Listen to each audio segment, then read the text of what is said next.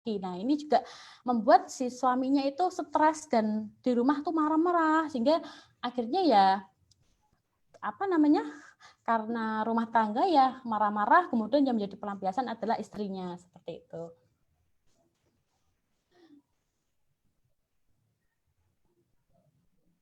Nah, kemudian untuk potensi COVID-19 terhadap tingginya kasus KDRT, yang saya bilang tadi bahwa memang tingginya gelombang PHK menyebabkan hilang mata pencarian ya, yang berdampak pada beban keluarga dan tingkat stres. Karena tadi ya suami tidak bisa bekerja mencari nafkah, sehingga akhirnya suami mengalami emosional dan rentan untuk melakukan kekerasan terhadap perempuan. Nah, seperti itu. Nah, dengan kondisi tekanan ekonomi yang seperti ini, meningkatnya beban perempuan dalam rumah tangga, terbatasnya ruang gerak, dan situasi sulit lainnya, sebagian dampak dari pandemi ini membuat perempuan rentan mengalami kekerasan.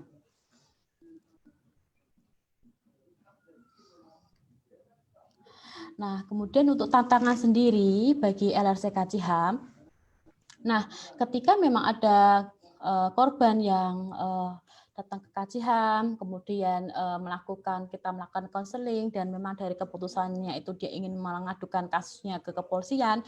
Nah, ini ada tantangan bahwa saat ini itu kan pandemi COVID yang dimana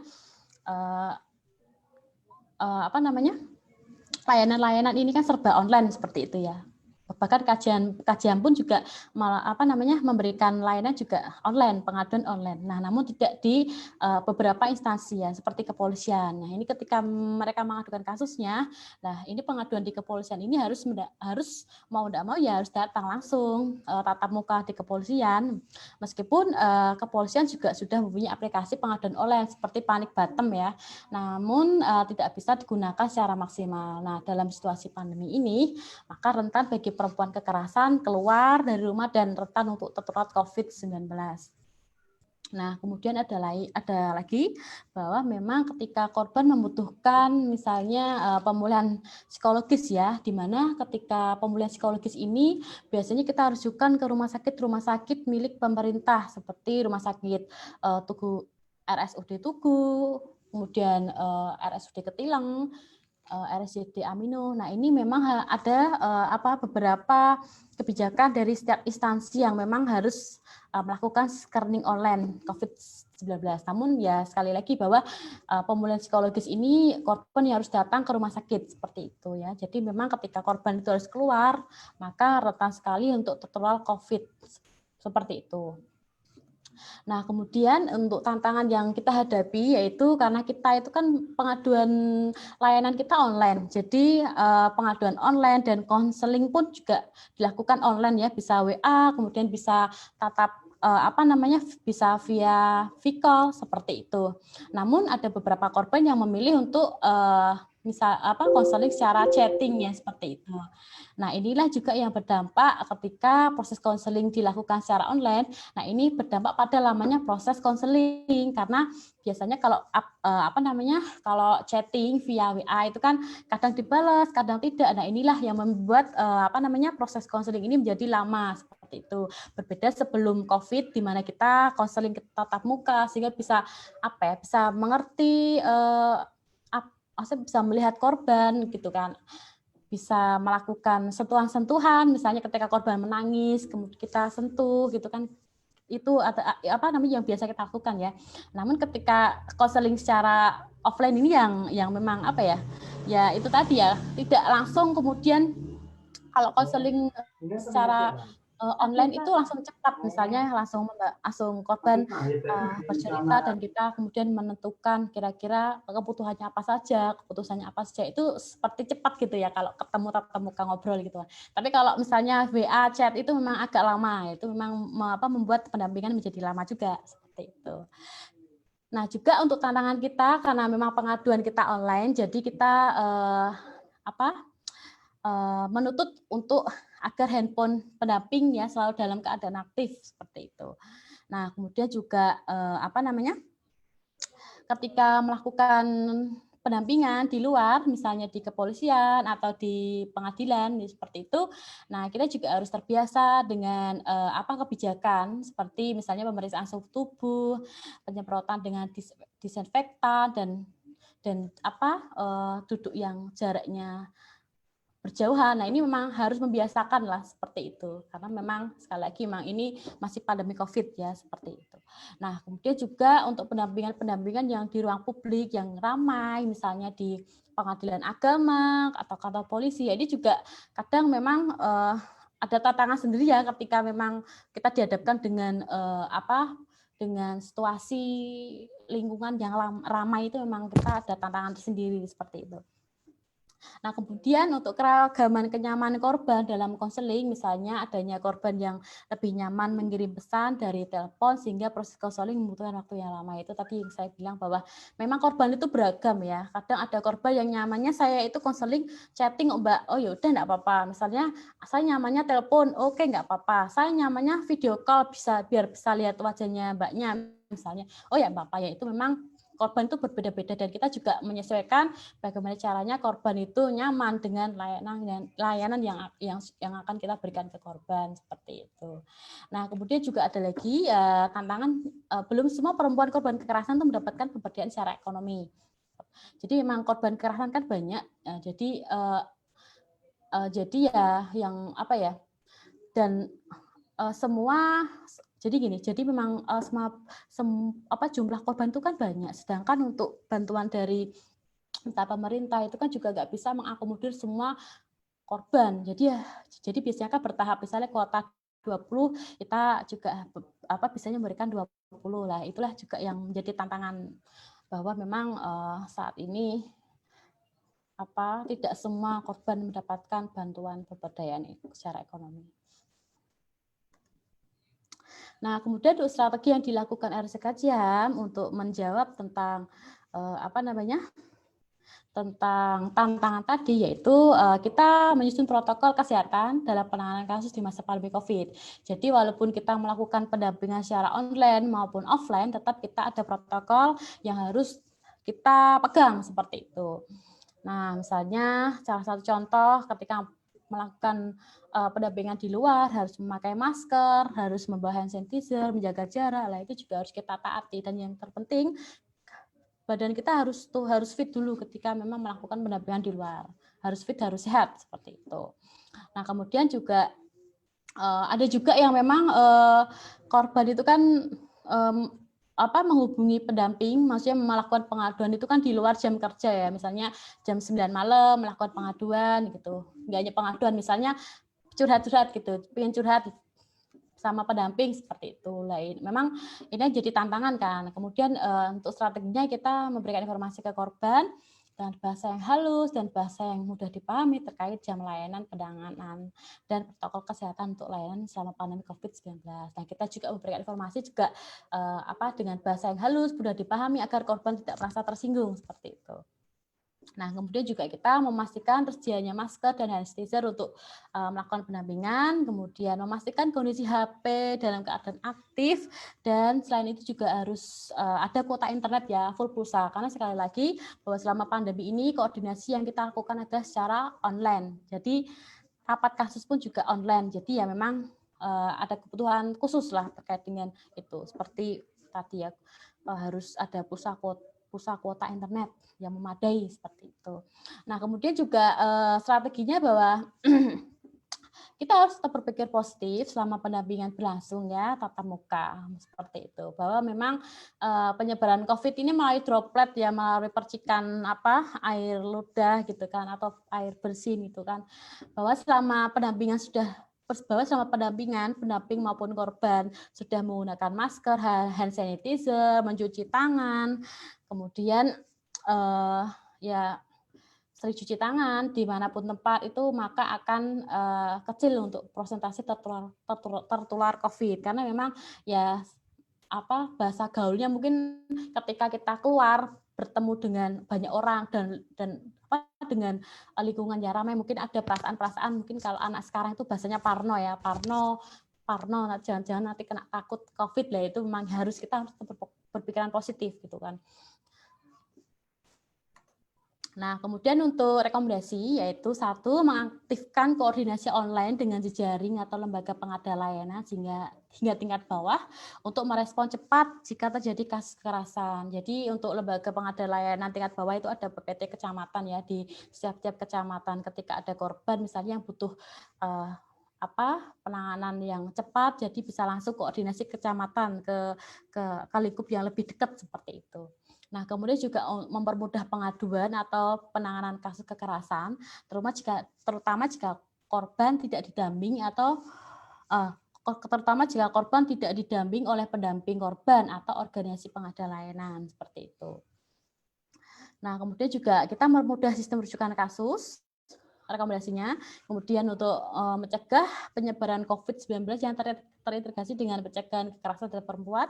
Kemudian untuk seluruh infrastruktur kebijakan pencegahan dan penanganan COVID-19 harus terintegrasi dengan layanan kekerasan terhadap perempuan. Misalnya jika ada indikasi pasien ini mengalami kekerasan, maka petugas atau Satgas COVID bisa merujukan ke lembaga layanan penanganan kasus kekerasan terhadap perempuan, misalnya merujukan ke KJHAM atau misalnya ke PPT Seruni, yaitu atau PPT Kecamatan, nah seperti itu.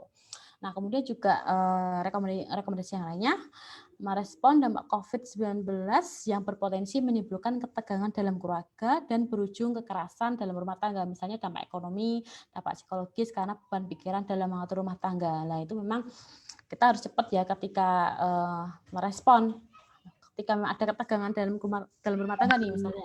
Memang bagaimana caranya ketika korban misalnya butuh pemulihan psikologis ya harus cepat bagaimana si korban mendapatkan layanan seperti itu. Kemudian ada lagi publikasi informasi tentang KTP dan lembaga-lembaga pengada. KTP ini maksudnya kekerasan terhadap perempuan ya, dan lembaga-lembaga pengada layanan di berbagai media. Nah, seperti itu, bahwa memang selama ini pandemi COVID ini memang ada yang ya ibaratnya fenomena gunung es ya. Kan ada korban yang mau melapor, kalau mau lapor sih kelihatan dan kita juga penanganannya cepat.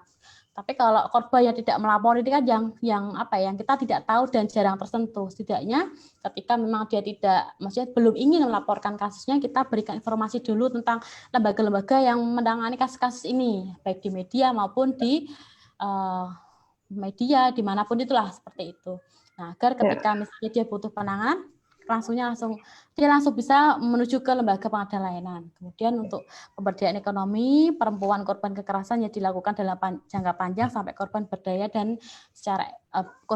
secara ekonomi. Jadi pemberdayaan ekonomi itu harus dilakukan dalam jangka panjang. Tidak boleh ketika korban misalnya butuh pemberdayaan ekonomi ini diberikan bantuan ini selesai gitu tidak. Jadi memang harus sampai dia itu berdaya secara ekonomi baru kemudian dihentikan.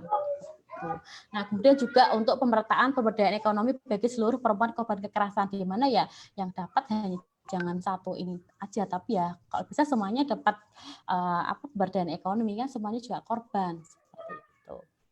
Nah, mungkin itu saja yang bisa saya sampaikan terkait dengan situasi kekerasan terhadap perempuan dalam lingkup rumah tangga. Oke, saya kembalikan pada moderator. Terima kasih.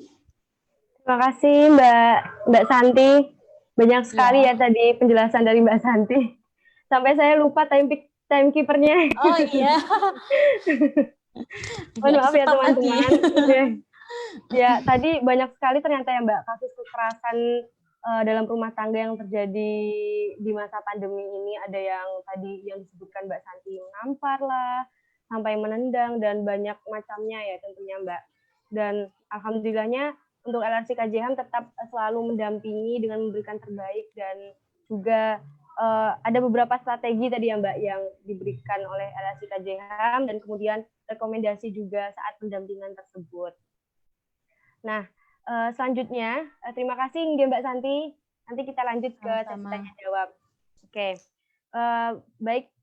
Mungkin saya ingatkan kembali untuk teman-teman barangkali ingin bertanya nanti monggo bisa langsung disampaikan di fitur Q&A atau chat. Bisa juga untuk klik tombol raise hand nantinya ya.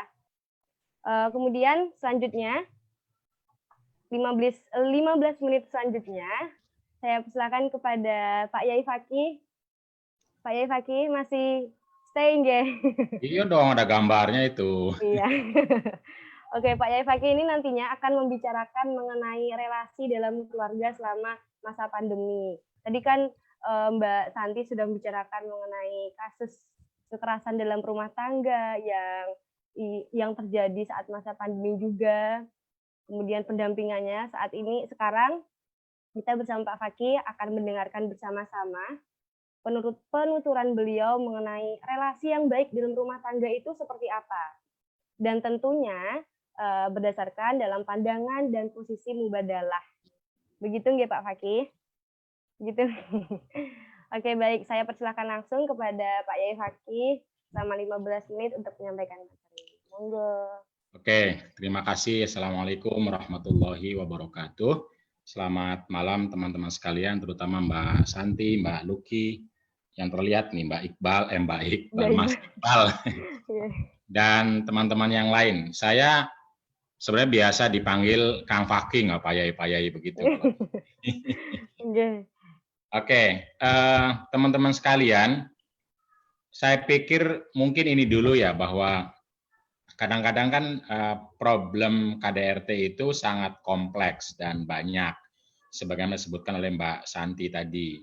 Nah, salah satu problemnya adalah kadang-kadang laki-laki itu menyepelekan atau menganggap itu biasa, sekalipun itu sesungguhnya telah dialami oleh banyak perempuan dengan berbagai tindakan-tindakan yang begitu menyakitkan dan membuat kerusakan-kerusakan fisik dan lain hal. Misalnya, kita tahu masih banyak tokoh yang mengatakan atau beberapa laki-laki yang joknya mengatakan, kekerasan itu kan nggak apa-apa, bahkan perlu. Kalau nggak keras maka tidak akan ada anak. Saya kira humor-humor itu adalah humor yang sangat menyakitkan dan merendahkan, atau paling tidak menganggap sepele hal-hal yang tadi diungkap oleh Mbak Santi sebagai problem kemanusiaan yang sangat akut. Karena itu saya memanggil para laki-laki yang merasa cinta Nabi, cinta Islam, cinta perdamaian, untuk tidak lagi melakukan humor-humor yang itu sesungguhnya adalah akan menyepelekan sesuatu yang sangat traumatik bagi perempuan. Kenapa? Karena ketika kita menghumorkannya, itu artinya kita punya cara pandang yang mungkin akan mengexcuse akan membuat kita dianggap tidak masalah ketika melakukan kekerasan tersebut. Jadi itu satu sisi. Jadi karena itu penting sekali bagi laki-laki terutama untuk memiliki cara pandang yang bermartabat, menganggap perempuan sebagai manusia, sehingga relasinya nanti relasi kesalinan dan kerjasama. Jadi kalau sudah diawali dengan cara pandang yang merendahkan, menganggap salah, menganggap biasa kekerasan, maka itu akan menjadi problem. Poin yang kedua yang juga sepertinya penting, tetapi kadang luput dari kajian teman-teman aktivis perempuan seperti Mbak Santi tadi ya. Jadi bahwa walaupun sudah dijelaskan bahwa problem kekerasan dalam rumah tangga itu kompleks sekali, ada faktor ekonomi, faktor psikologi, dan lain-lain, di mana laki-laki sebagai pelaku juga sesungguhnya dia adalah korban dalam arti dia tidak mampu mengelola dirinya, dia tidak mampu menjawab ketika terjadi problem ekonomi, ketika di PHK, ketika dia tidak tahu bagaimana cara mengelola ini. Nah, sementara hampir seluruh layanan itu hanya diberikan kepada perempuan yang kebetulan menjadi korban. Sementara laki-laki sendiri sebagai pelaku bisa jadi dia ingin berubah, ingin tobat, tetapi dia tidak tahu harus pergi kemana. Nah, ini juga perlu diberi perhatian, karena kalau hanya sekedar diberi hukum untuk agar jera, bisa jadi keluar dari penjara sama aja, karena dia tidak tahu bagaimana mengelola psikologi dirinya ketika menghadapi tantangan-tantangan hidup yang itu demikian kompleks. Ekonomi, sosial, dia juga mungkin direndahkan di luar, dikucilkan di luar, disalahkan di luar, dan lalu katarsisnya adalah ke dalam. Itu kan artinya laki-laki tersebut tidak mampu mengelola diri, self controlnya tidak kuat, sementara dia tidak belajar itu baik di keluarganya, di sekolahnya, di komunitasnya, dan tidak ada layanan-layanan untuk laki-laki yang seperti itu sehingga akan sulit untuk bisa mengurangi angka-angka laki-laki pelaku kekerasan. Nah, ini penting juga untuk diperhatikan ya. Sisi lain yang perlu diperhatikan lagi bahwa masih ada orang-orang yang mengatakan bahwa kekerasan terhadap perempuan, terutama KDRT, itu disebabkan oleh teks, oleh agama. Menurut saya itu salah total, karena tidak ada orang yang melakukan kekerasan terhadap perempuan setelah ngaji Quran, setelah membaca hadis. Tidak. Pasti dia itu adalah karena faktor-faktor tadi, psikologi, tidak mampu mengelola dirinya, emosinya, kemarahannya, atau faktor-faktor ekonomi dan lain hal. Tetapi saya setuju bahwa banyak orang atau banyak laki-laki yang berlindung pada teks-teks agama yang membuatnya excuse atau membuatnya dibiarkan atau dianggap biasa dan nggak masalah melakukan kekerasan. Dan karena itu penting sekali untuk membuat atau memberi penyadaran bahwa jangan sampai agama dipakai untuk melindungi orang-orang yang melakukan kekerasan. Unsur akhoka zaliman au madluman. Tolonglah temanmu, saudaramu itu baik yang berbuat zalim maupun yang dizalimi. Nah, bagaimana menolong orang yang berbuat zalim? Ya, mengambil tangannya agar tidak lagi berbuat zalim. Jadi tolong para orang yang mengetahui agama, jangan sampai agama diberikan kepada orang-orang yang justru digunakannya untuk melakukan kezaliman atau membiarkannya terus berlaku zalim. Nah, pada titik inilah lalu kita penting sekali untuk mendakwahkan relasi antara laki-laki dan perempuan yang didasarkan kepada kesetaraan, keadilan, kerjasama, dan kesalingan yang saya sebut sebagai mubadalah. Sebuah cara pandang bahwa dua belah pihak yang dalam relasi itu dua-duanya adalah manusia yang bermartabat, hamba Allah, mulia, karena itu harus saling menghormati, dan tentu saja kemudian relasinya adalah adil dan maslahat.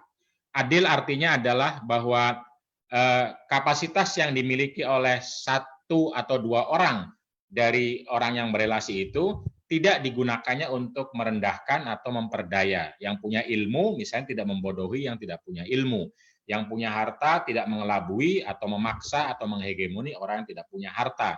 Begitupun yang punya status, jabatan, atau fisiknya lebih kuat, tidak digunakan untuk memperlemah dalam relasinya kepada orang lain yang tidak kuat fisiknya.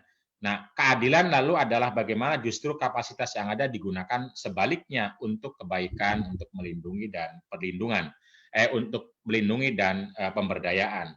Dan maslahat artinya bahwa relasi itu digunakan untuk menciptakan, mewujudkan kemaslahatan baik untuk diri maupun untuk pasangan. Jadi dalam konteks ini penting sekali untuk memberi kesadaran kepada orang yang berelasi bahwa apa yang kita sebut sebagai kebaikan, kenyamanan, keindahan, kebahagiaan itu harus diperoleh keduanya dan dilakukan keduanya.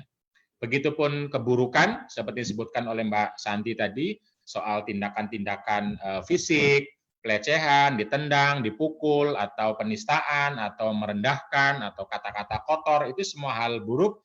Tentu saja tidak ada orang yang ingin hal tersebut, karena itu tidak boleh siapapun melakukannya kepada yang lain.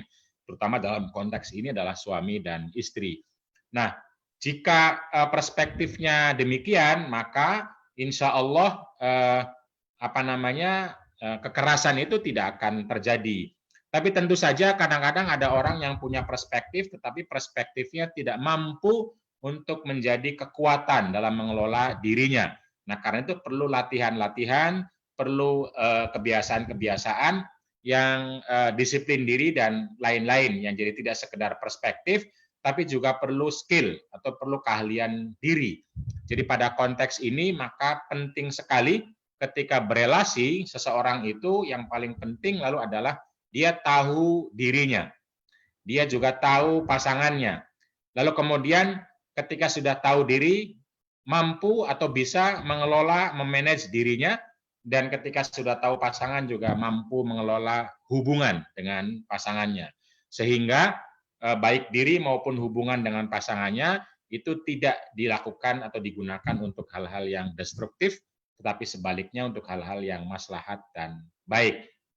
Nah, ini penting sekali, karena itu lalu tentu saja hidup ini kompleks, banyak tantangan, banyak masalah, dan kita perlu sebanyak mungkin mengenali diri kita, titik lemahnya di mana, marahnya karena apa, kalau marah akan melakukan apa, itu perlu kita kenali. Nah, dalam hal inilah yang kadang-kadang kita tidak mau tahu.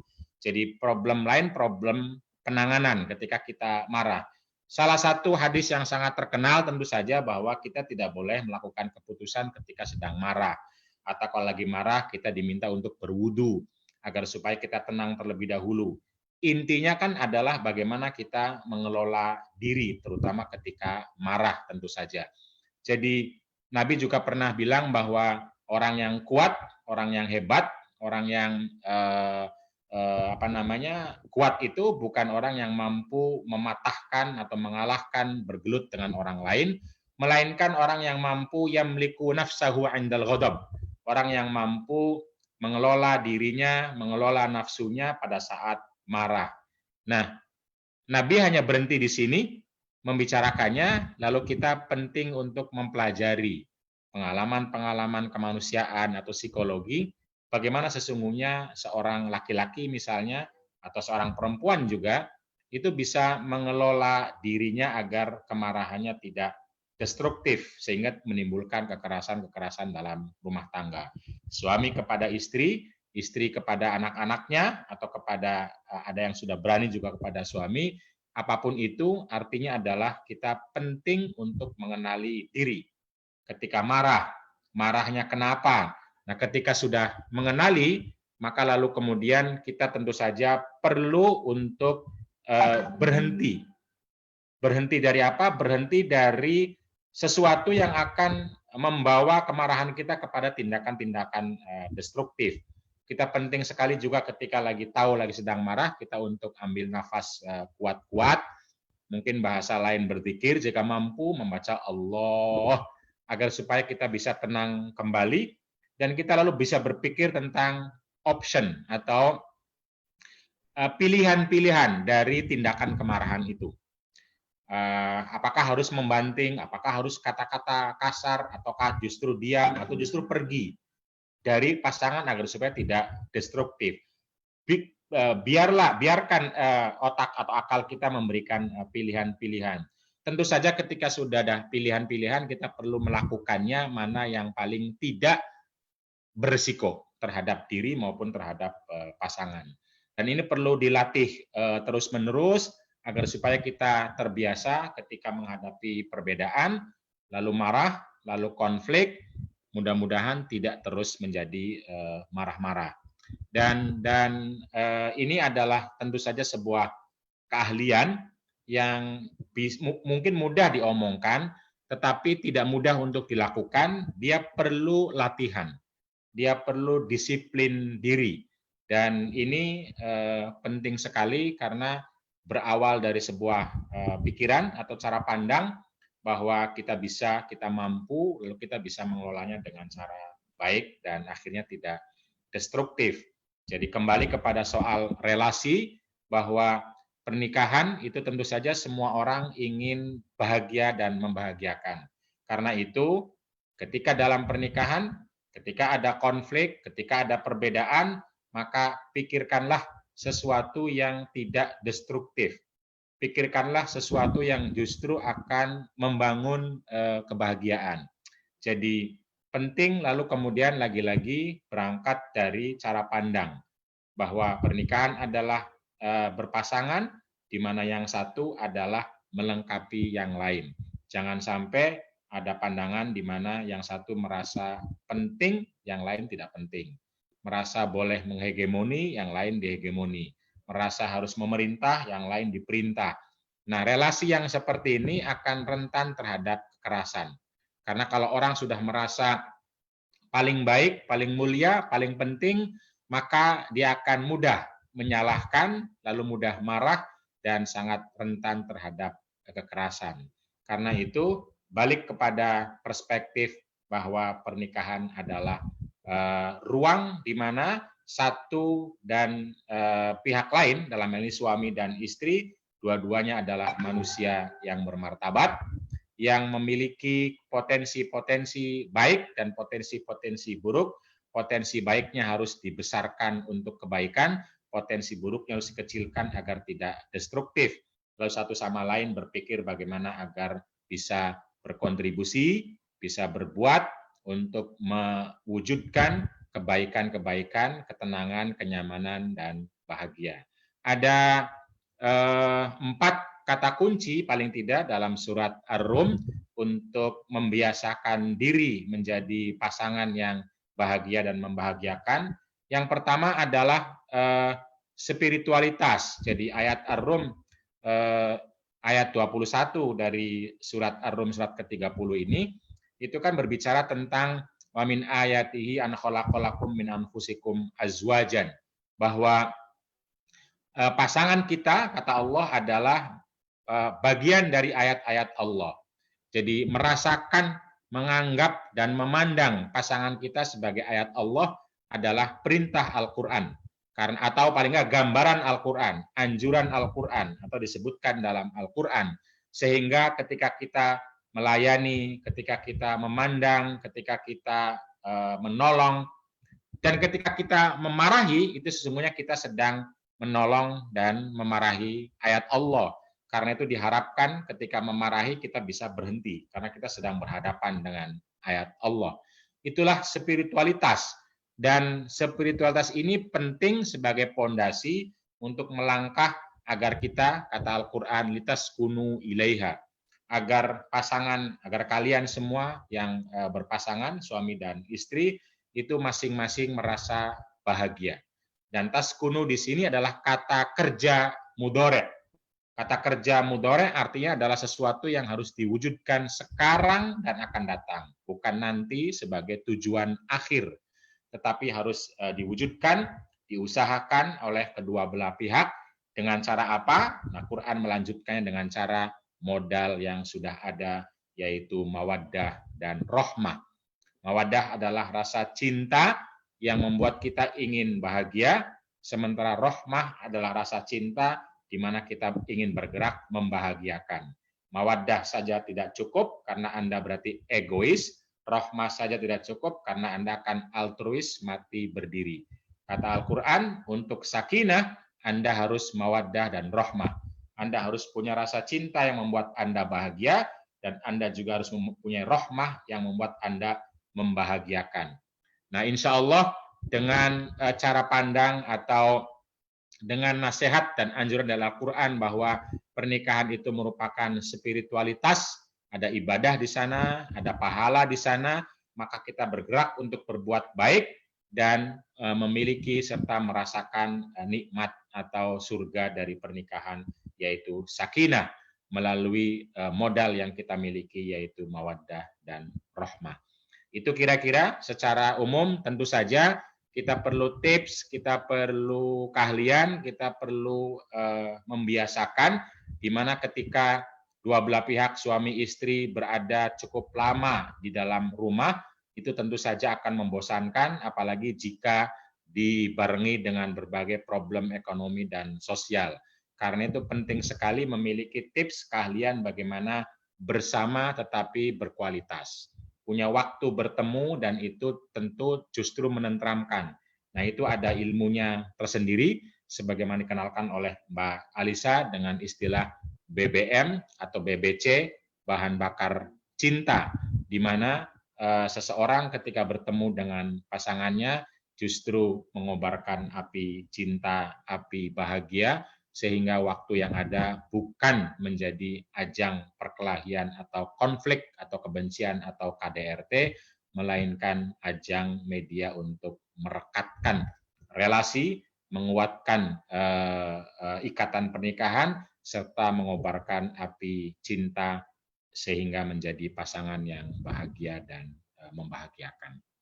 Saya kira itu secara umum, Mbak Luki. Nanti kita bisa dialog lebih lanjut, tapi intinya adalah mari kita mulai dengan cara pandang bahwa orang yang ada di depan kita dalam konteks berpasangan, begitupun diri kita adalah sama-sama manusia yang bermartabat, yang menginginkan kebaikan dan kebahagiaan. Karena itu, mari kita berusaha bersama, merasakan bersama, dan tidak perlu marah-marah, apalagi kekerasan, karena itu akan berakibat kepada kita semua. Suami maupun istri, termasuk anak-anak, bahkan alam sekitar, karena akan menciptakan aura kekerasan yang bersiklus dari majikan, dari rektor misalnya kalau konteksnya UIN, kepada dosennya, dosennya nanti kepada istrinya, istrinya kepada anaknya, anaknya kepada kucingnya, dan seterusnya akan menciptakan daur kekerasan, sehingga aura kehidupan kita akan sumpek dan kita akan frustasi terus-menerus. Karena itu, mari kita ubah dengan cara pandang mubadalah, di mana kita berkesalinan untuk kebaikan dan kebahagiaan. Makasih, Mbak. Oke, terima kasih banyak Kang Fakih. Aku manggilnya Kang Fakih. Kang Fakih aja. Tapi kalau kalau Mbak Riva katanya itu disuruh manggil Mas aja kalau di Gus Durian, nggih. Oke, baik, tadi memang benar Kang Fakih bahwa intensitas pertemuan di keluarga saat ini itu sangat bertambah, dan tentunya intensitas pertemuan itu sering menimbulkan gesekan-gesekan. Dan tadi yang telah dijelaskan oleh Kang Fakih juga, perlu penyadaran dari kedua belah pihak antara suami maupun istri, dari kedua belah pihak itu mengenai keindahan hubungan diperoleh dari keduanya dan juga untuk keduanya pula. Mengenai mubadalah tadi, ada dua pihak yang saling bekerja sama dan dikembangkan menjadi sebuah perspektif dan pemahaman berdasarkan struktur keadilan dan juga kemaslahatan. Begitu nggih, Kang Fakih? Oke, baik teman-teman, karena ini kita sudah mendengarkan penjelasan dari dua narasumber kita. Tadi yang pertama ada Mbak Santi, dan juga yang kedua disempurnakan oleh Kang Fakih. Ini sebelumnya mohon maaf karena forum webinar ini sudah terkunci ya. Tadi ada beberapa hal yang terjadi sehingga menyebabkan kita harus mengunci forum ini. Bagi teman-teman yang sudah di forum ini diharapkan tidak keluar forum, dan teman-teman yang sekarang menyaksikan live on Facebook juga bisa. Selanjutnya mungkin langsung saja kita masuk ke dalam sesi tanya jawab yang pertama. Saya persilakan kepada teman-teman yang ingin bertanya, boleh ditulis di kolom chat pribadi ataupun raise hand. Sudah banyak tuh, Mbak. Sudah banyak tuh di chat. Oke, pertanyaan. Oke, Kang Fakih. Ini oke, baik. Wah, sudah banyak sekali ya. Baik. Ini yang pertama saya bacakan langsung ya, Yai. Enggak, ya. Sudah biasa panggil Pak Yai nih, makanya jadi susah memanggil Kang Fakih. Oke, ini dari Mbak Fuji Nur Fauzia dari Gus Durian Bekasi. Halo Mbak Fuji. Halo. Baik. Pertanyaannya dari Mbak Fuji saya bacakan langsung, atau Mbak Fuji mau membacakan, mau menyampaikannya langsung? Langsung saya bacakan saja ya ini. Oke, baik. Pertanyaannya, selama masa pandemi COVID-19, Komnas Perempuan mencatat terjadi peningkatan tindak kekerasan dalam rumah tangga. Ini pertanyaannya untuk Yai Fakih dan juga Mbak Santi. Apa saja yang menjadi akar masalah KDRT tersebut? Kemudian yang menjadi penyebab meningkatnya KDRT di masa pandemi COVID-19. Itu pertanyaan yang kedua. Pertanyaan yang pertama, maaf. Kemudian pertanyaan yang kedua, kenapa hanya perempuan yang harus menjaga diri agar tidak menerima kekerasan secara umum, tapi sangat sedikit laki-laki yang menjaga dirinya untuk tidak melakukan kekerasan? Kenapa hanya perempuan saja yang dituntut untuk menjaga dirinya? Kenapa tidak laki-laki yang ditahan untuk tidak melakukan kekerasan, begitu intinya ya? Nah, bagaimana tanggapan Pak Yai Fakih dan juga Mbak Santi, Kang Fakih juga Mbak Santi. Monggo, saya persilakan yang pertama Mbak Santi dulu atau Kang Fakih dulu nih, Ki. Saya dulu boleh. Oke. Oke. Saya kira kalau akar masalah ya, kalau tanyanya apa saja, saya kira banyak dan sudah disampaikan oleh Mbak Santi juga. Kalau saya mencoba yang paling dekat saja, yang paling dekat ya karena si pelakunya tidak mampu mengelola diri tadi, mengolah tangannya agar tidak menempeleng misalnya, mengolah mulutnya agar tidak marah-marah misalnya menyakiti, kemudian mengolah tindakannya agar tidak menyengsarakan. Jadi itu yang paling dekat, faktor yang paling dekat. Tetapi tentu saja ada banyak faktor lain. Misalnya bisa jadi karena stres, tadi kan disebutkan, karena tidak memperoleh penghargaan diri, mungkin juga karena di luar, atau bisa jadi bertengkar sama istrinya, lalu dia merasa berkuasa, lalu dia akhirnya melakukan kekerasan. Jadi faktor itu banyak sekali, tapi yang paling dekat adalah kemampuan mengelola diri itu, yang paling dekat ya.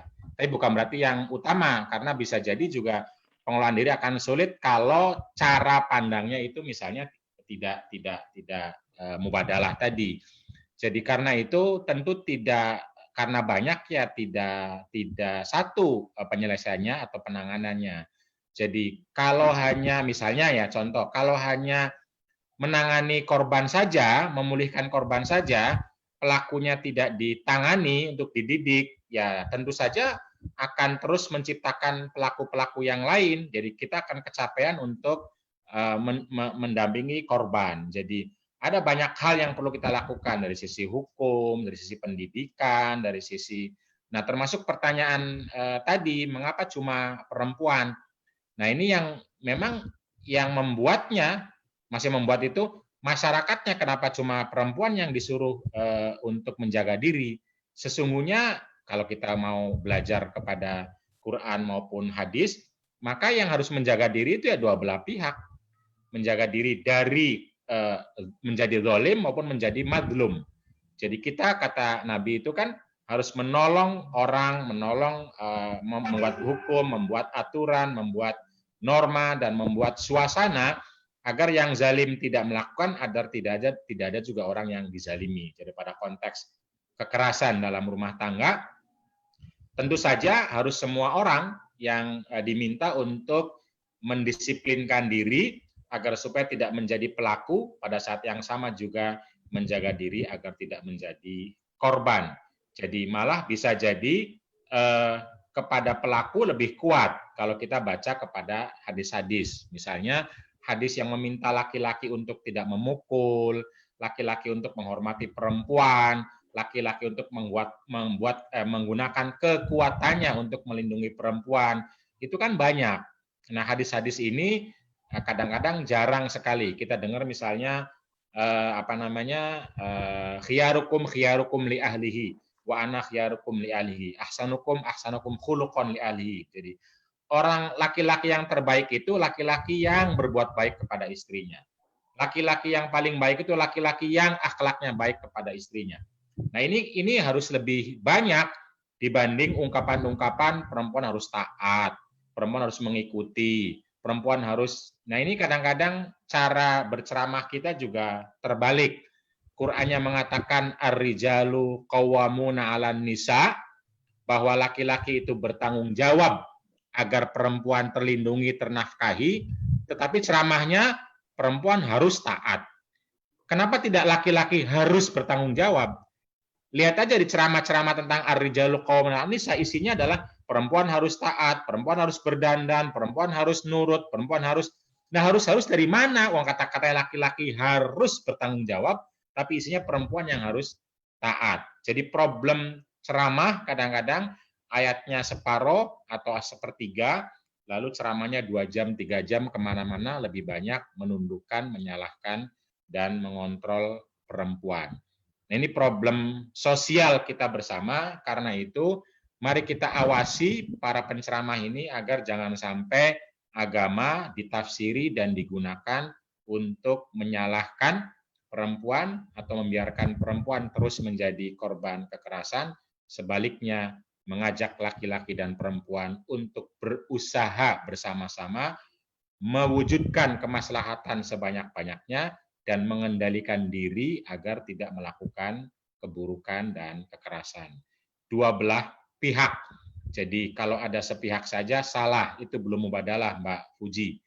Penceramahnya atau orang yang menganggapnya itu belum mubadalah kalau hanya perempuan yang diminta untuk menjaga diri. Ayat Quran dan hadis itu turun untuk laki-laki dan perempuan, bukan hanya untuk perempuan dan bukan hanya untuk laki-laki. Jadi menjaga diri, berbuat baik, bersyukur misalnya, itu tidak hanya perempuan yang harus bersyukur kepada suami, suami juga harus bersyukur kepada istri. Begitupun hal yang sama berbuat baik di rumah, bekerja rumah tangga di rumah, kalau itu merupakan jihad, kalau itu merupakan ibadah, maka itu bukan hanya panggilan kepada istri, tapi juga panggilan kepada suami. Mencuci, menyapu, itu berpahala dilakukan oleh suami maupun oleh istri. Nabi melakukannya, karena itu para laki-laki yang melakukan kerja-kerja rumah tangga adalah laki-laki pencinta Nabi, bukan laki-laki yang takut istri. Nah, itu penting sekali untuk kita sebarkan kembali bahwa kehidupan berumah tangga itu kebaikannya harus ditopang atau menjadi tanggung jawab bersama. Berat sama dipikul, ringan sama dijinjing. Sehingga manfaat, maslahat, kebahagiaan, ketenangan yang dihasilkan melalui kerja-kerja dan usaha-usaha yang dilakukan oleh kedua belah pihak itu betul-betul dirasakan oleh kedua belah pihak. Dan kedua-duanya tentu saja harus menjaga diri, baik mulutnya, omongannya, pikirannya, tindakannya, agar tidak destruktif atau merusak dan menghancurkan relasi laki-laki maupun perempuan. Perempuan harus menjaga diri agar tidak merusak relasi, laki-laki juga sama. Ketika keluar rumah harus menjaga diri agar relasinya tidak rusak dengan istrinya. Itulah cinta karena Allah, adalah cinta yang setiap saat sadar adanya Allah sehingga tidak bisa selingkuh sedetik pun, mau laki-laki maupun perempuan. Jadi dan cinta karena Allah ini perintahnya bukan hanya ke perempuan tapi juga ke laki-laki. Qul lil mu'minin untuk laki-laki yang beriman, qul lil mu'minat untuk perempuan-perempuan yang beriman. Jadi Mbak Fuji, salah orang yang hanya mengatur perempuan lalu tidak mengatur laki-laki. Agama ini untuk kita semua, mari kita kelola bersama untuk kebaikan dan kebahagiaan bersama. Terima kasih Mbak Luki.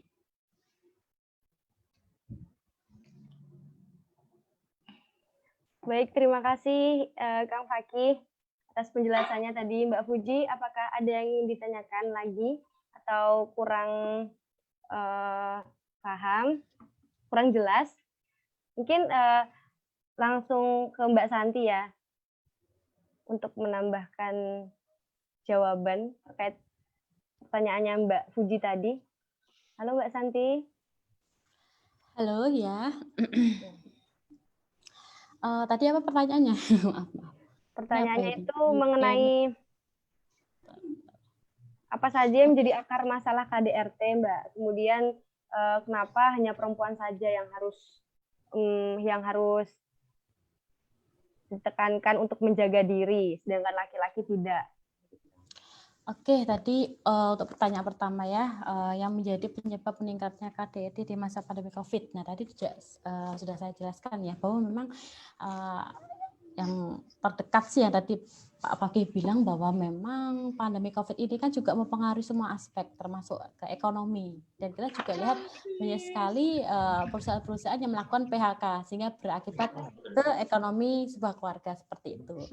Nah, ketika memang seorang suami yang dia tidak bisa mengontrol rasa stresnya, kemudian tidak bisa mengontrol rasa emosionalnya. Nah, ini juga berakibat dia mengalami kekerasan, berpotensi dia melakukan kekerasan terhadap suaminya, terhadap istrinya seperti itu. Jadi memang penyebabnya yaitu tadi masalah ekonomi, kemudian juga yang kedua itu masalah apa namanya, psikis, stres, ketika dia harus tidak ada penghasilan, di rumah terus, tidak ada aktivitas, mau keluar juga tidak bisa karena PSM seperti itu. Nah, itu juga yang menjadi apa akarnya. Dan juga istri pun istri atau perempuan pun juga sama.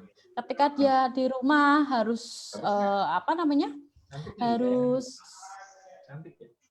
tidak hanya melakukan pendampingan anaknya untuk sekolah, tapi apa namanya jadi gini, dia untuk perempuan kan ketika dia itu hanya di rumah, kemudian dia apa namanya mendampingi anaknya yang PSM yang sekolah secara online tadi, ini kan juga membuat si ibu ini, si perempuan ini kan juga mengalami rentan stres juga. Nah, dan dia juga berpotensi juga melakukan kekerasan terhadap anaknya seperti itu. Itu juga stres kan. Kemudian apalagi yang kedua ya? Kenapa perempuan tidak harus menjaga diri? Sebenarnya untuk menjaga diri. Jadi gini, menjaga diri itu kan sebenarnya ya memang kita sebagai perempuan maupun laki-laki juga harus menjaga diri ya seperti itu. Nah, karena di sini itu kan kenapa perempuan yang harus menjaga diri agar tidak menerima kekerasan. Jadi bukan stigma ya, pelabelan yang dilekatkan terhadap perempuan kan perempuan lemah. Jadi perempuan lemah, perempuan itu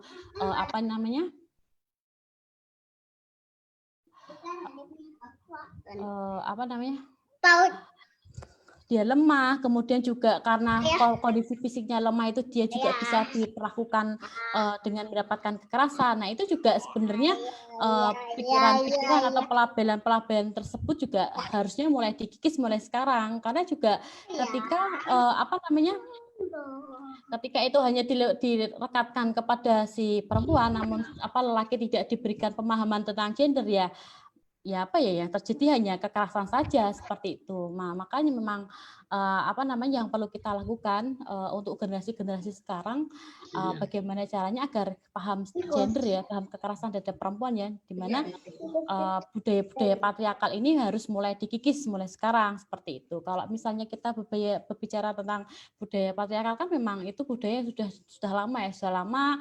Kemudian juga ibaratnya itu sebuah tembok yang besar yang ketika ketika mau dihilangkan juga susah. Nah, maka dari itu ya pentingnya agar kita semua menjadi generasi-generasi yang memang bisa mengikis akar permasalahan kekerasan tadi ya, termasuk menciptakan pelabelan-pelabelan ke perempuan itu, perempuan lemah, perempuan dia tuh layak kok menerima kekerasan, itu juga mulai sekarang harus bisa untuk segera dikikis begitu.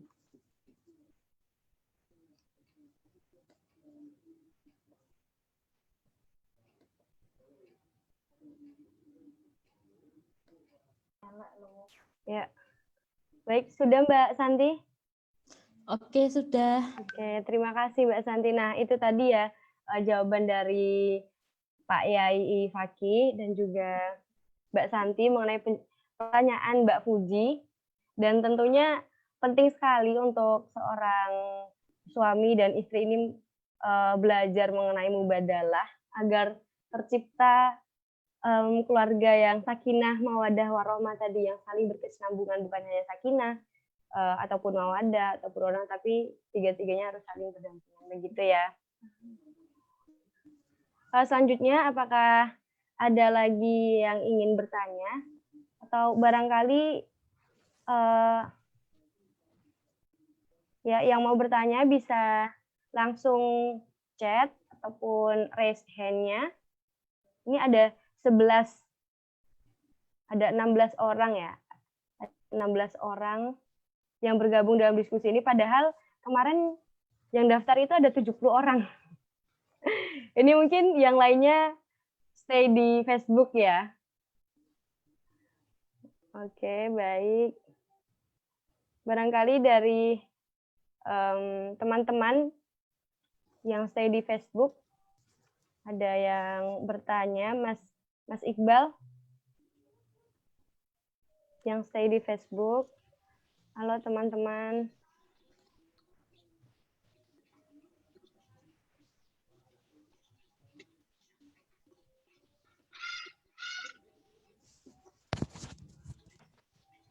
Baik. Mbak Santi, aku mau tanya dong ini. Iya. Kan untuk kasus pendampingan di Semarang sendiri itu meningkat berapa persen sih untuk KDRT ini dari sebelumnya yang berapa persen, sekarang sudah persen gitu? Kalau perhitungan Semarang kita itu sendiri. kan kalau tidak salah tadi itu di tahun 2019 itu ya, 2019 itu kan kita ada coba saya lupa jumlah kasusnya berapa. Karena gini, karena untuk perhitungan kita itu kan akan diakumulasi selama 1 tahun. Jadi misalnya tahun 2019 ini 37 kasus KDRT ya. Nah, kemudian untuk Juni itu kan baru pertengahan tahun aja 16 kasus. Itu belum bisa dihitung karena untuk perhitungan kita biasanya sampai akhir tahun. Jadi untuk lebih mengetahui jumlah kasus yang masuk. Jadi untuk memprosentasenya pun akan lebih mudah gitu ya. Karena ini baru pertengahan tahun seperti itu. Tapi biasanya saya ikut kemarin itu Mbak pas laporan terakhir LRC KJHM itu juga. Oh iya, banyak sekali kekerasan. Iya. Iya. Oke, baik. Apakah sudah ada yang bertanya ini? Dari Mbak Fuji tadi ya.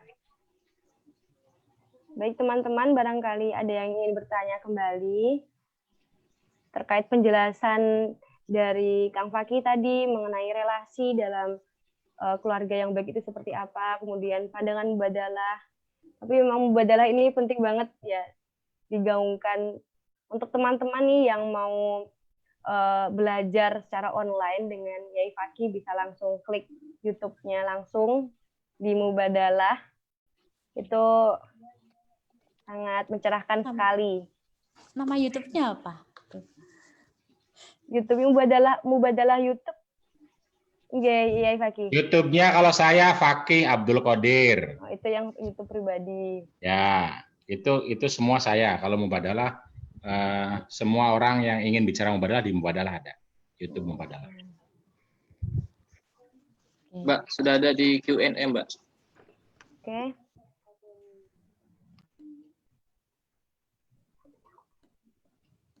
Ada yang sudah bertanya di Q&A mana ini? Oke, coba kita lihat. Baik, ini pertanyaan dari Anan ini. Tidak tercantum namanya. Pertanyaannya begini, Kak tanya tadi terkait penjelasan bagaimana harusnya kita sebagai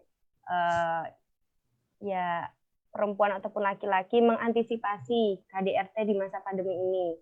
Jika semisal kita sudah tidak ada jalan lagi untuk berdamai antara suami ataupun istri korban KDRT, apakah seharusnya kita kalahan dan akhirnya bercerai saja?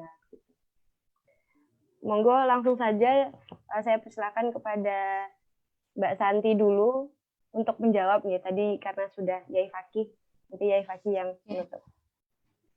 Jadi pertanyaannya apa? Bagaimana mengantisipasi KDRT di masa pandemi ini? Kemudian apabila KDRT itu sudah terjadi, lalu bagaimana hal yang dapat kita lakukan untuk berdamai, sedangkan kekerasan itu sudah terjadi begitu? Takutnya nanti setelahnya cerai begitu, Mbak. Oke, jadi gini ya, memang namanya kekerasan itu kan tidak boleh dilakukan ya antar pasangannya. Nah, di sini itu memang peran kita sebagai Kajam itu kan kita melakukan konseling agar ketika korban itu memutuskan pilihannya. Katakanlah dia mengalami kekerasan, kemudian memutuskan untuk misalnya damai, memutuskan untuk damai. Tadi kan bilang damai ya, menerima kekerasan, tapi dia bilang damai. Dia juga harus bisa menerima resiko-resiko yang dia akan hadapi ke depannya. Misalnya ketika dia berdamai, kan tidak bisa menjamin juga ketika seorang suami atau laki-laki yang memang sudah memberikan kekerasan, dia akan memberikan kekerasan lagi seperti itu. Nah, itulah yang harus ditekankan kepada korban seperti itu. Jadi ketika membuat keputusan ya dia juga harus tahu resikonya seperti apa. Ketika KDRT ya berarti misalnya berdamai, ya dia juga harus paham. Misalnya karakter suamiku seperti ini, ya mau tidak mau dia harus menerima itu karena kan dia sudah berdamai gitu kan. Misalnya dia memutuskan untuk bercerai misalnya. Bercerai pun juga sama. Peran dari konseling itu memastikan ketika dia membuat pilihan, memutuskan pilihan itu dia memutuskan dengan keadaan yang sadar, kemudian juga paham atas resiko yang dia hadapi ke depannya seperti apa. Nah, itu memang peran pendamping di situ. Jadi ketika memang tadi bilang pertanyaannya agak nggak jelas ya gitu ya. Menerima KDRT tapi ingin berdamai seperti itulah. Itu memang ya kalau misalnya kita melakukan konseling ya akan kita berikan penguatan lagi seperti itu yang tadi sudah saya jelaskan. Ya enggak apa-apa, berdamai itu kan keputusan ibu, keputusan seseorang lah, kita nggak bisa mengintervensi, tapi ya di lain itu dia juga harus memikirkan resikonya ya, seperti ini, resiko yang akan dihadapi. Jadi itu sih yang bisa saya katakan seperti itu.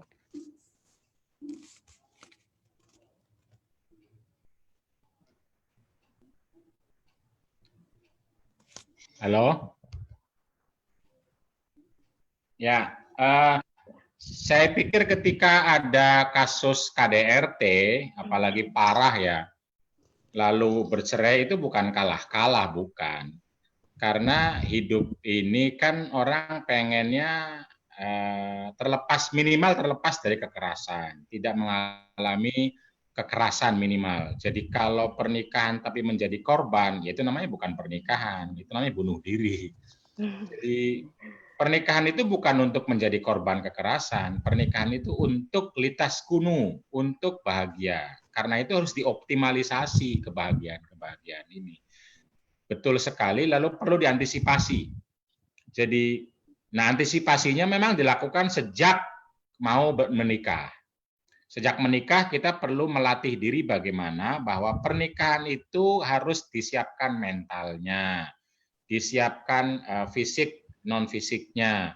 Jadi minimal adalah soal berelasi. Jadi kadang-kadang orang itu kan sudah menikah tapi merasanya masih belum menikah, dalam arti egois. Dia hanya menuntut dirinya, tidak pernah memberikan kepada pasangannya. Jadi itu artinya belum siap mental, dia tidak bisa mengantisipasi KDRT.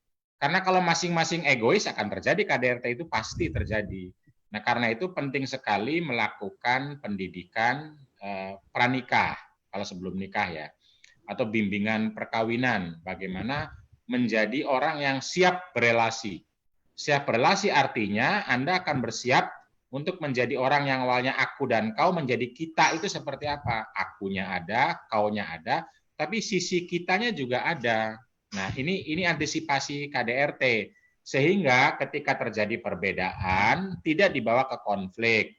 Ketika ada konflik, tidak dibawa ke pertengkaran yang akhirnya kekerasan.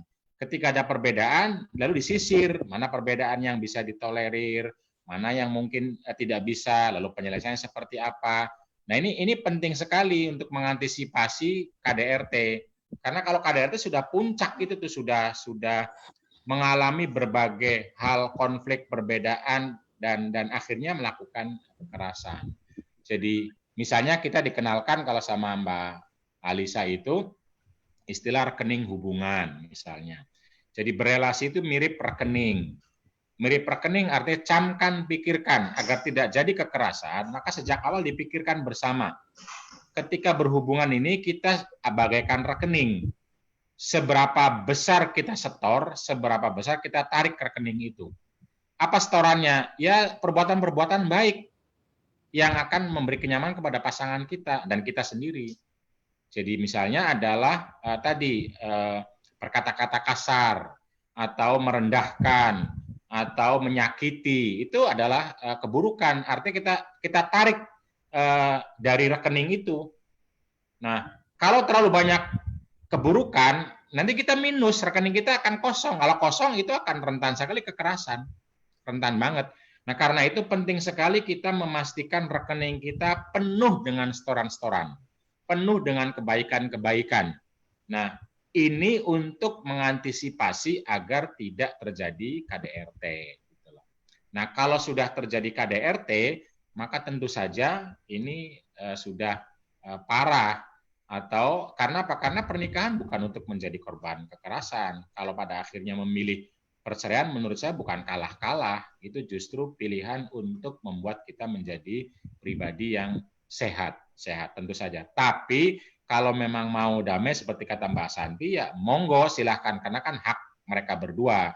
Tetapi dengan kesadaran penuh bahwa bisa jadi akan terjadi lagi, atau minimal sudah harus mewanti-wanti, sudah harus betul-betul menjaga diri, dan sebisa mungkin sudah ada way out. Apa way out itu ya? Ada jalan keluar ketika betul-betul terjadi lagi. Ini kan khawatirnya kalau dikunci semua pintunya, di dalam rumah dikeprukin, kan nggak bisa apa-apa, nggak bisa minta tolong, nggak bisa telepon Mbak Santi gitu loh. Nah, karena itu penting kesadaran bahwa kalau berdamai, itu mungkin terjadi laginya sangat besar, lalu bagaimana solusinya jika terjadi, atau bagaimana way out-nya, bagaimana strateginya, mitigasi dari kemungkinan terjadi kekerasan itu. Nah, itu penting disadari, kemana harus lari, kemana harus pergi, kemana harus berlindung, dan seterusnya, dan seterusnya. Dan tentu saja jika laki-lakinya sadar bahwa dia pelaku kekerasan, itu penting sekali untuk mengubah diri, untuk refleksi diri. Syukur-syukur kalau punya teman yang konselor, punya teman yang psikolog, dia datang, dia minta nasihat atau minta terapi agar tidak lagi menjadi laki-laki pelaku kekerasan. Jadi kalau dia sadar, sesungguhnya banyak obat atau banyak terapinya dari sisi psikologi ya. Jadi kalau betul dia mau mengantisipasi, kalau betul dia mau mitigasi, maka laki-laki atau perempuan yang tahu bahwa dia kalau marah akan destruktif, silahkan kunjungi ahli dan pakar psikologi agar supaya kemarahannya bisa dikelola, bisa dikendalikan, dan tidak berakibat atau berisiko kepada orang lain, terutama pasangan dan anak-anak.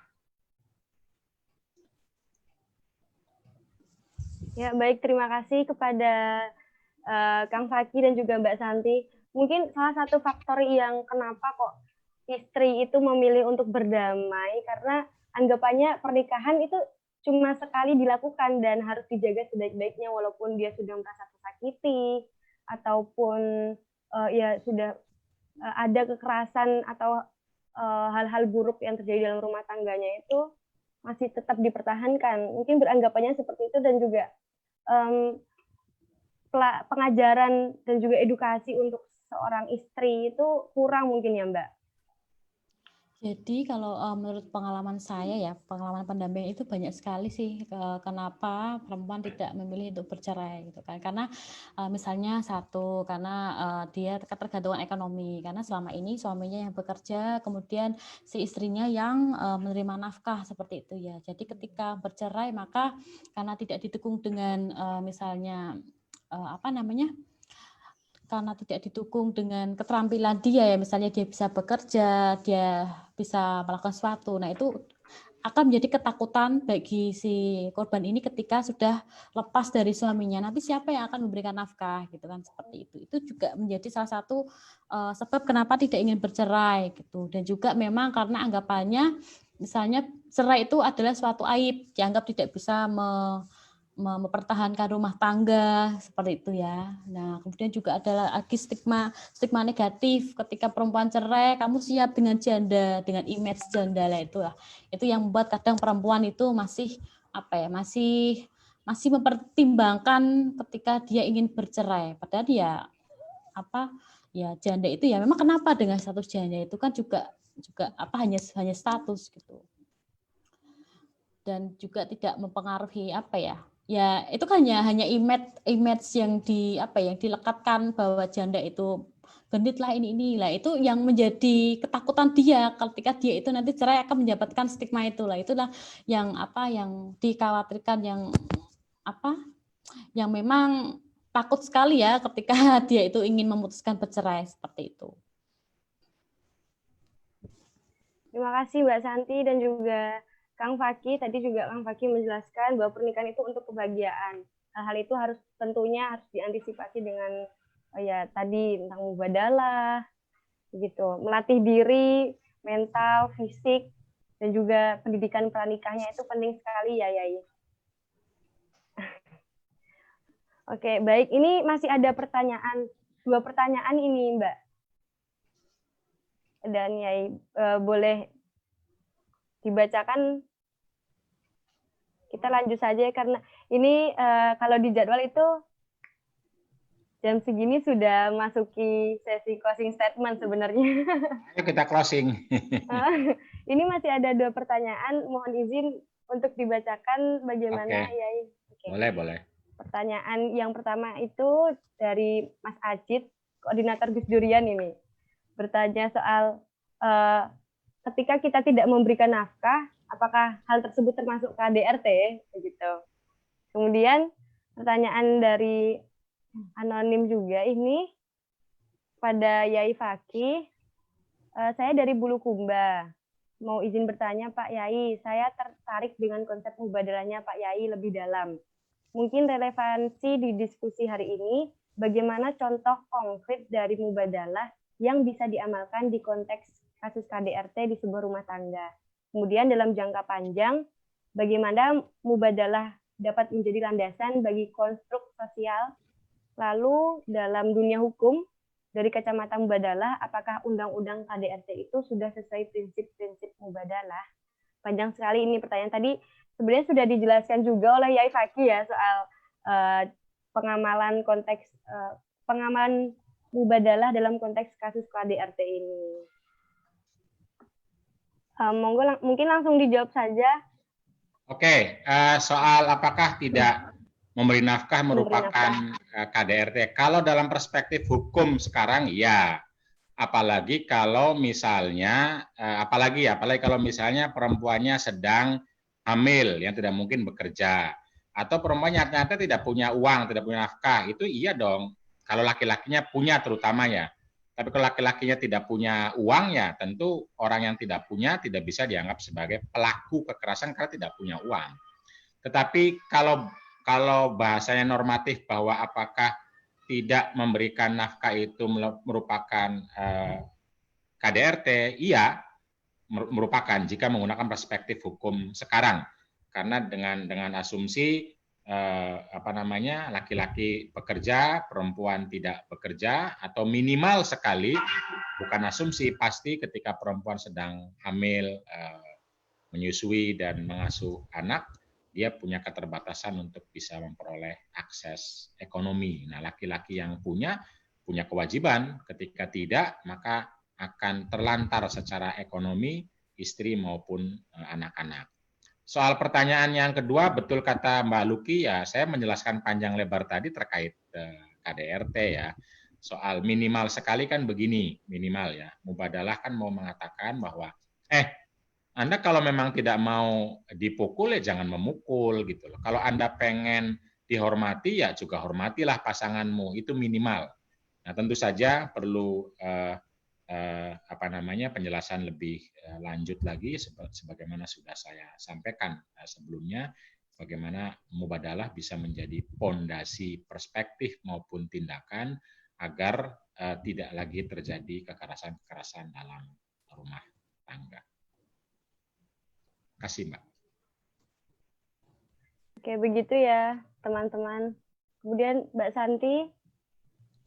Oke, mungkin saya akan menanggapi yang tidak memberikan nafkah termasuk KDRT bukan ya itu memang kalau dilihat dari Undang-Undang Nomor 23 Tahun 2004 tentang PKDRT memang itu bentuk bentuk kekerasan ya tadi ya saya bilang ya penantara rumah tangga yang dimana itu juga sudah ada aturan hukumnya yang jelas di pasal 49 kalau nggak salah itu di pasal 49 Undang-Undang PKDRT bahwa setiap orang dilarang melantarkan orang dalam lingkup rumah tangganya. Padahal menurut hukum yang berlaku baginya atau karena persetujuan atau perjanjian, ia wajib memberikan kehidupan, perawatan atau pemeliharaan kepada orang tersebut. Nah, ketika dia tidak memberikan nafkah ya berarti tidak memberikan pemeliharaan. Nah, termasuk melanggar pasal ini seperti pasal 49 gitu.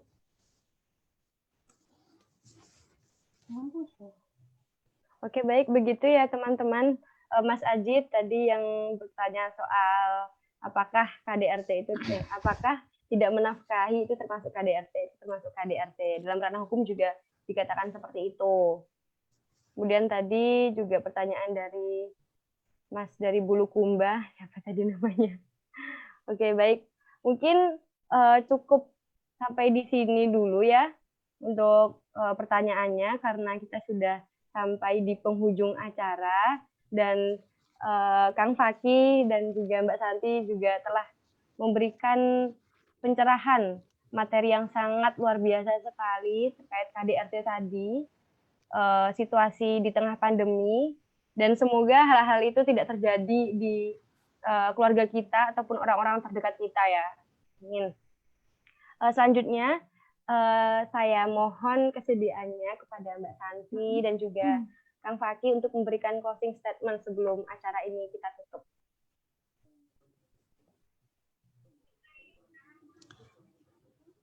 Ini siapa dulu ini? Mbak Santi dulu nggak apa-apa. Apa ya, closing statement ya. Kalau aku sih mungkin untuk teman-teman, jadilah generasi baru yang menjunjung tinggi kehormatan hak asasi perempuan dengan tidak melakukan kekerasan terhadap perempuan. Nah, kemudian untuk yang kedua, saya memberikan informasi kepada teman-teman apabila memang teman-teman semua mengetahui atau melihat atau mungkin ada ya maksudnya teman-temannya yang mengalami kekerasan, maka bisa untuk bisa untuk mengakseskan ke lembaga pengada layanan seperti LRSKJHAM atau PPT Seruni seperti itu ya, karena memang untuk korban-korban kekerasan itu butuh sekali penanganan yang komprehensif seperti itu. Jadi ya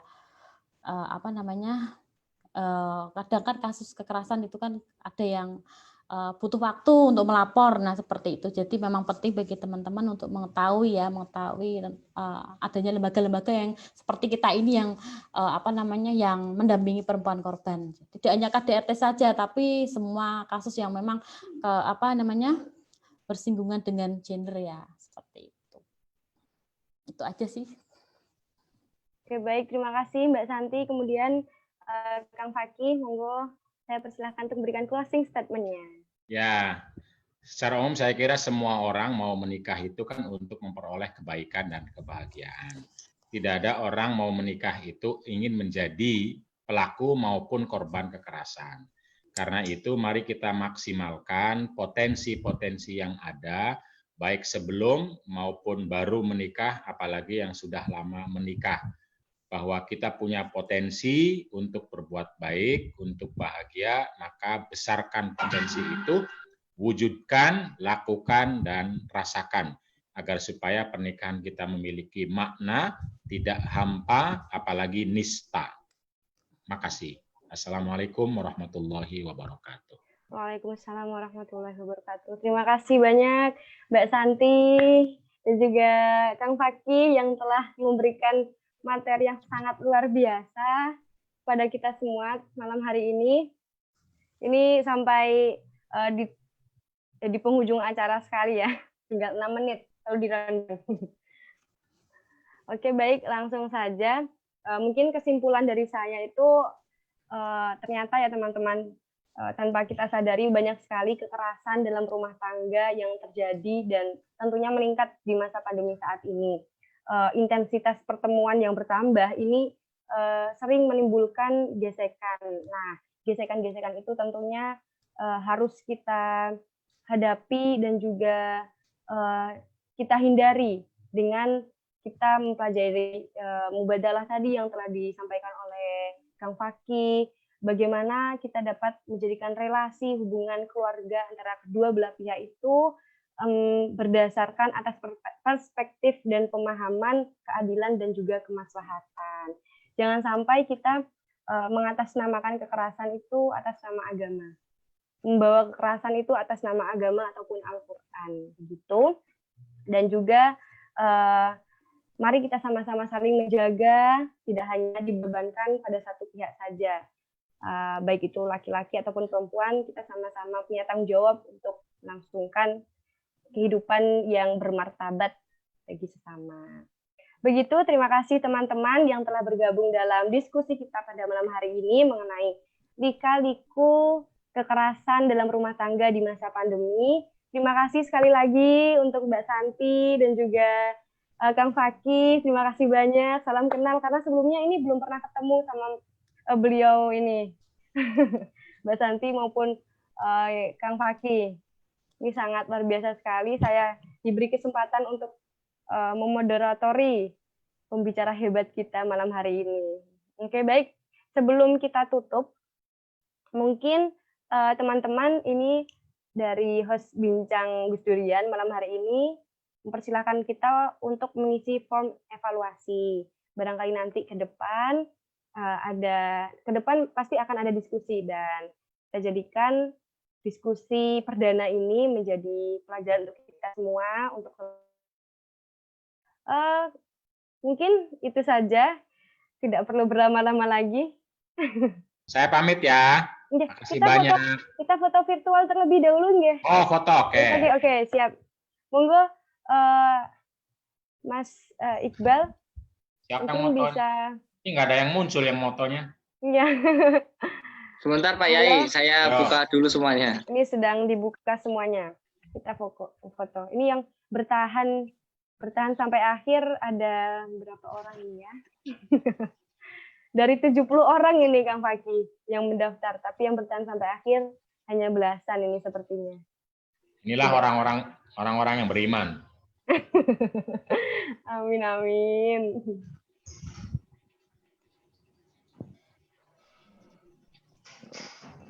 Sudahkah? Oke. Lagi sedang mukanya ya. Kita bersama-sama akan foto virtual karena pandemi ini membuat kita tidak bisa bertemu secara langsung. Jadi semuanya foto serba virtual ini ya, Mbak Santi. Oh iya, Pak Yai, mohon izin Mbak Santi, nanti mungkin bisa setelah ini mungkin nanti dari panitia ada mengechat, menghubungi karena kami ada sedikit tanda terima kasih. Oh, nggak kelihatan saya. Sebentar. Itu lagi mau difoto. Okay. Ada ikut foto. Nah, nanti kita akan kirimkan dengan salah satu bentuk fundraising Gus Durian untuk oleh-oleh dan tanda terima kasih. Nanti mungkin Luki nanti bisa menghubungi Pak Yai dan Mbak Santi untuk meminta alamat. Ya, terima kasih. Oke, kita karena tadi mohon maaf ada penyusup dan ini untuk jadi bahan evaluasi juga ke depan, dan makanya saya lock semua tadi untuk teman-teman yang bisa yang tadi keluar mungkin nggak bisa masuk lagi karena saya lock, daripada tadi ada penyusup yang mengechat mungkin agak kurang sopan. Tapi tidak apa-apa, kita foto ber 1, 2, 3, 4, 5. Monggo. Teman-teman bisa menyalakan kameranya. Nggak kelihatan di sini. Oh iya, ini kok belum pada ini ya? Menyalakan ini ya? Halo, Dek. Ini Mas Faza. Terus Mas Asman.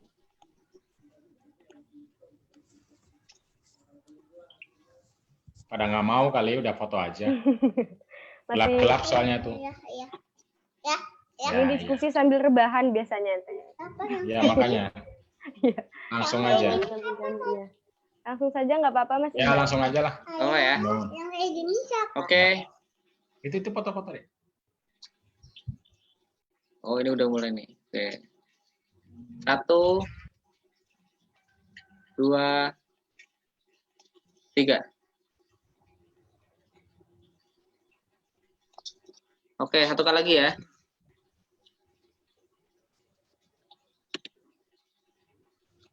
Oke, 1, 2, 3. Oke, terima kasih banyak. Sampai ketemu lagi ya. Terima kasih Pak Yai, Mbak Santi. Kang Fakih dan juga Mbak Santi. Semuanya. Sampai jumpa di diskusi selanjutnya. Oke, ini langsung saja tak tutup ya. Tadi belum tak tutup ya. Terima kasih banyak teman-teman yang sudah bergabung. Akhir kata, wallahul muwaffiq ila aqwamit thoriq. Assalamualaikum warahmatullahi wabarakatuh. Saya langsung silakan kepada host Bincang Estudian pertama. Udah bubar kali. Udah itu sama Loki, gitu aja lah. Ini masih kita loh. Udah. Oh teman-teman jangan lupa ya itu evaluasi ditulis karena untuk Mbak Rifa. oh ini nih. Semarang, ya Allah. Baru kalian ini yang ada penyusup, nggak apa-apa ya, semangat ya. Gak apa-apa, Ya, mantap Mbak, lah. nggak apa-apa. Tapi aku biasanya Ini mau ada ini. tak jadiin selamanya gitu linknya, tapi kayaknya karena ada penyusup aku ganti aja kayaknya. Ya Mbak, nanti diganti Iya, Mbak. aja. Semangat. Semangat Mbak, ya Allah. Dikatakan masih ada di story WA toh. Mbak kok nggak bisa masuk ya gitu-gitu. Padahal udah dapat email. Terus aku Nah, iya. maaf ya lihat di Facebook aja soalnya ada penyusup. Ya sih emang bahaya kalau di share-share gitu, Mbak. Udah kamu nggak usah nge-share. Enggak, aku nge-share hanya di 2 grup sebenarnya, di Durian sama Pelita. Cuman nggak tahu. Tetap mungkin kan di-share lagi, ada yang nge-share. Tapi kadang pernah kayak gitu juga Mbak. Aku juga pernah buat diskusi gitu kan. Tiba-tiba itu ada aja penyusup gitu, malahan alhamdulillah yang tadi itu cuma di chat ya Mbak. Itu pakai video dulu tuh ya.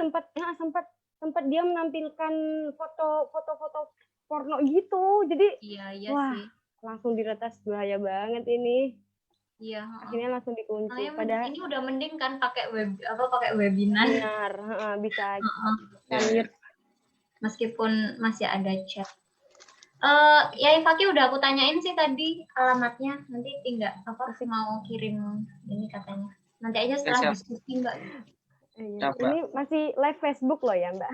Ternyata Gak apa-apa lah. Gak nggak apa-apa. apa-apa ya. Betul-betulan. Mas Teman-teman Aji, yang Aduh. teman-teman yang Halo, masih di Aji. sini sama itu. Oh, Joni. Di stop aja sih Mbak. Facebooknya ya. Ya udah yang Ya aduh, udah. Yuk. Kalian kalau mau ngobrol-ngobrol dulu nggak apa-apa.